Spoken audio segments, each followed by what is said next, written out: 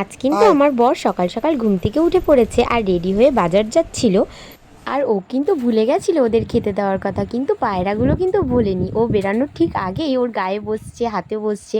আর জানো তো, ওকে দেখলেই সবসময় ওরকম করে, আমাদের কাউকে দেখলে কিন্তু এরকম করে না। পশু পাখিরা কিন্তু ভালো করেই বোঝে যে কে তাদের খেতে দেবে, কে তাদের ভালোবাসবে। সত্যি বলতে পায়রাগুলো ওকে এতটাই বিশ্বাস করে। দেখো, ওর মুখ থেকে খাবার নিয়ে খাচ্ছে কিভাবে, মুখের ভিতরে নিজের মাথাটা ঢুকিয়ে খাবার টুকটুক করে নিয়ে খাচ্ছে। ও অনেক সময় বাড়িতে থাকে না, আমি যদি ওদের খাবার দিই ওরা কিন্তু ভয়তে পালিয়ে যায়।